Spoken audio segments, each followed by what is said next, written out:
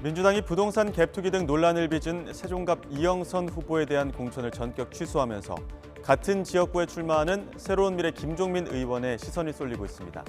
세종갑은 국민의힘 류재화 후보와 새로운 미래 김종민 후보의 양자 대결로 치러지게 됐기 때문인데요. 무공천 지역구가 되면서 갈 곳 잃은 민주당 표심이 어디로 향할지 주목되는 가운데 민주당을 탈당해 새로운 미래로 간 김종민 의원이 최대 수혜자가 될 것으로 보입니다. 최재성 전 정무수석도 신도 예측할 수 없는 천운이 왔다고 평가했는데요. 들어보시죠. 김종민 의원은 하여튼 천운이 온 거죠. 천운이 왔다. 근데 이제 일단 이제 지역구는 매우 난망해졌고 김종민 의원 정도가 네. 그야말로 신도 예측할 수 없었던 상황 속에서 신도 이제 예측할 수 없는 다그 지역을 또 갔어. 세종갑. 야. 그러게 원래 말입니다. 논산 원래 본인 지역구도 아닌데. 그래서 그 가능성을 좀 볼 수 있는 지역이고요. 한민수 의원의 경우에는 정말 대운이더라고요. 여기서 대운입니까? 대운입니까? 경우인데 근데 네. 사실 강북을 처음에 정봉주 의원이 네. 소위 경선 취소됐을 때 네. 그때 한민수 후보가 거론이 됐었거든요. 보도가 됐습니다. 매우 또 강력하게 검토가 됐었는데 예. 경선 지역으로 바뀌면서 조금 기회를 놓쳤는데요. 네. 한민수 의원 개인 입장에서는 굉장히 포기했던 그런 상황에서 또 이거 기회를 이제 갖게 된 거죠. 네.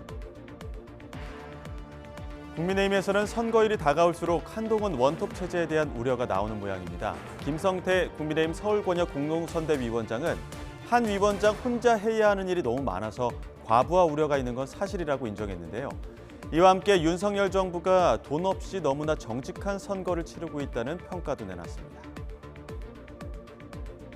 우리 한동훈 지금 이제 선대위원장 입에 모든 게 지금 국민의힘의 모든 선거 전략이나 메시지, 막 콘텐츠 이런 게 다 담겨 있죠.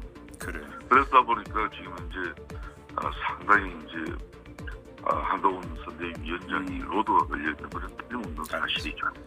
역대 대통령들은 선거를 앞두고 인위적인 방식을 쓰는 한이 있더라도 국민의 돈을 풀어서 경기를 부양시켰죠. 돈을 풀어야 국간이 넉넉해지면서 세간의 인심도 괜찮아지고 그런 분위기가 형성돼야 선거 결과가 여당의 우호적으로 나타날 수 있는 그런 인식의 흐름도 과거 선거를 통해서 많았습니다.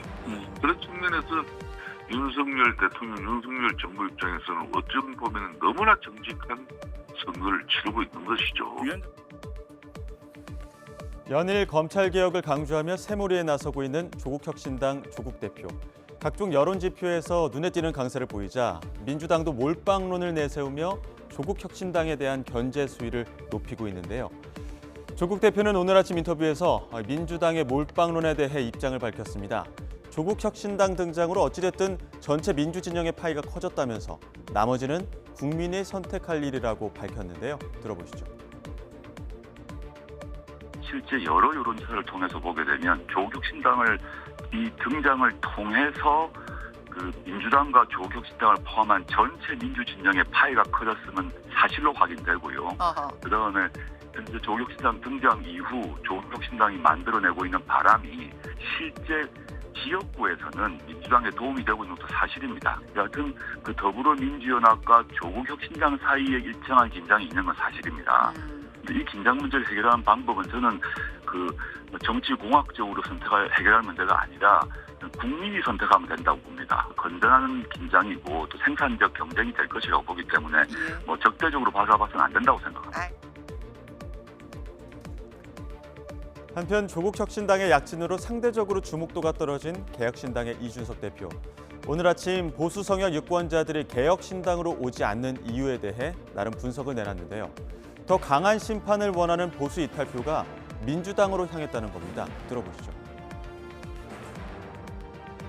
그렇죠. 실제 대선 지지율이나 이런 것들을 봤을 때도 네. 결국에는 뭐 민주당이 과거 득했던 지지율보다 더 총선에서 더 나오고 있는 상황이 나오고 있다 이렇게 보고 있고요.